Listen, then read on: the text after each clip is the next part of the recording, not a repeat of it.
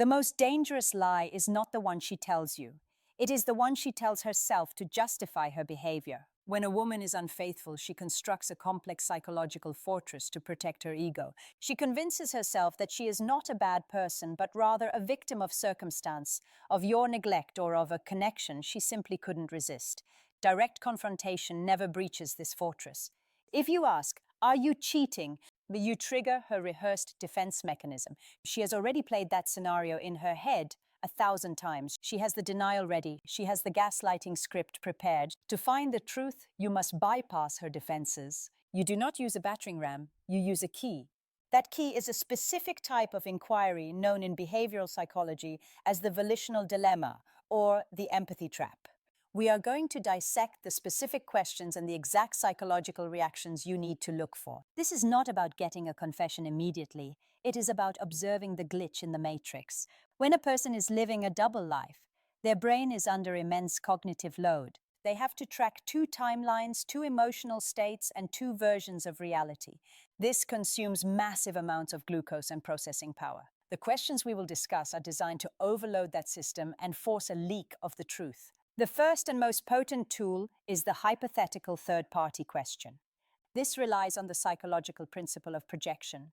A guilty person will almost always empathize with another guilty person, whereas an innocent person will identify with the victim. Here is how you deploy it. You need a calm, neutral setting. You are not fighting. You are not distant. You are casually talking about news or gossip.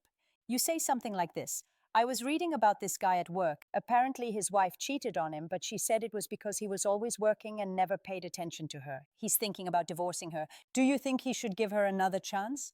Now stop and watch. You are looking for 3 specific reactions. First, the pause. An innocent partner has a default setting regarding infidelity. It is bad. Their answer usually comes quickly and decisively. "No, she cheated. That's terrible." A cheater, however, has to process the question through their own filter of guilt. They freeze. They have to calculate. If I say she is terrible, I am calling myself terrible. If I say he should forgive her, I might look suspicious. This calculation creates a silence that lasts just a second too long. Second, the nuanced defense. An innocent person sees cheating as black and white. A guilty person sees it in shades of gray. If she starts defending the hypothetical wife, saying things like, "Well, it depends on how bad the marriage was," or "Maybe she was really lonely," or "People make mistakes," she is not talking about the woman in the story. She is talking about herself. She is testing the waters to see if you would forgive her under similar circumstances. She is pleading her own case through a proxy. Third, the anger deflection. If she suddenly gets irritated and says, "Why are we talking about this?" Or, "I don't care about your work drama, can we change the subject?" That is a fight or flight response. The topic creates visceral anxiety in her body, and her brain screams at her to escape the conversation immediately. The second category of questioning is the timeline disruption. Liars rehearse their stories in chronological order. They start at A, go to B, and end at C. "I left work, I went to the gym, I came home." Their brain has memorized this linear script. The truth, however, is holographic. You can access a truthful memory from any angle. To test this, you ask a question that forces her to access the memory out of order. If she claims she was out with her friend Sarah last night, do not ask, "What did you do?" Ask a sensory detail from the middle or end of the night, then jump back to the beginning. Ask, "What did you guys eat?" "Oh, nice. Was the restaurant crowded?" "Did you take her car or yours?" Watch for the cognitive glitch. If she has to pause and stare up and to the left or right to construct the visual, she is likely lying.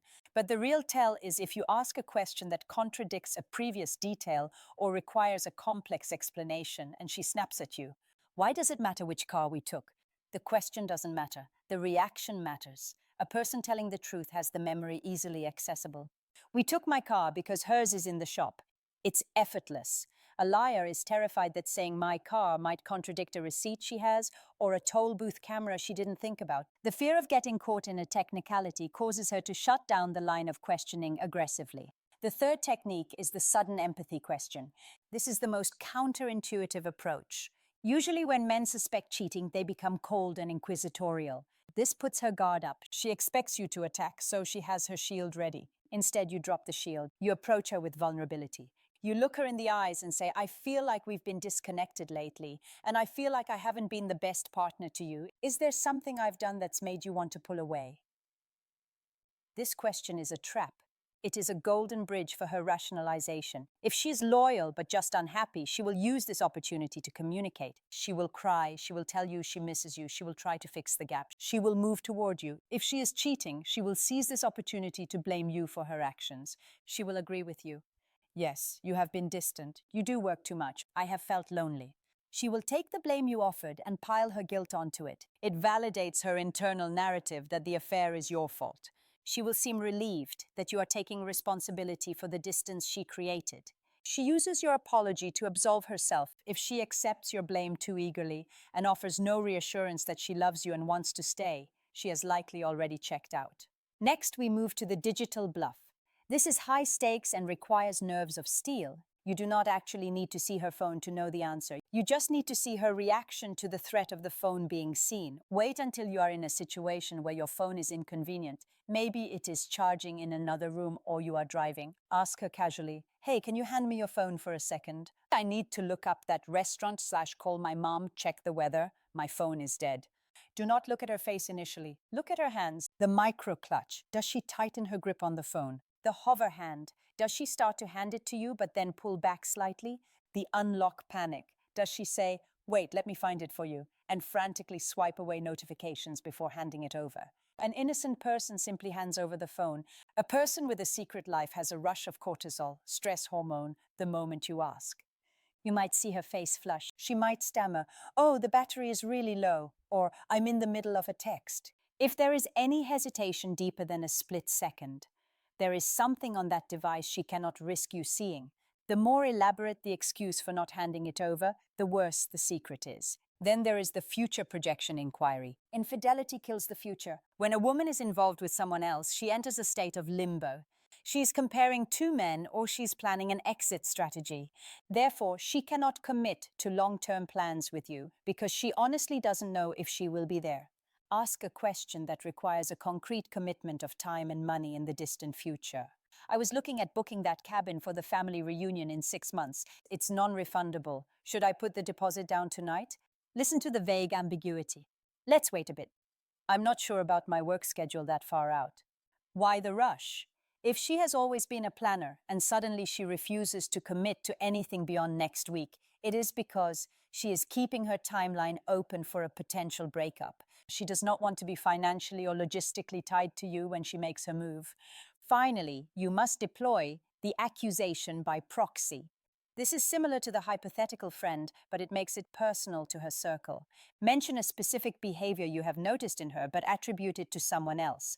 For example, if she's been guarding her phone, say, I was having lunch with Dave, and he said his wife started taking her phone into the bathroom every time she showers. Turns out she was texting an ex. Isn't that crazy? Who even does that?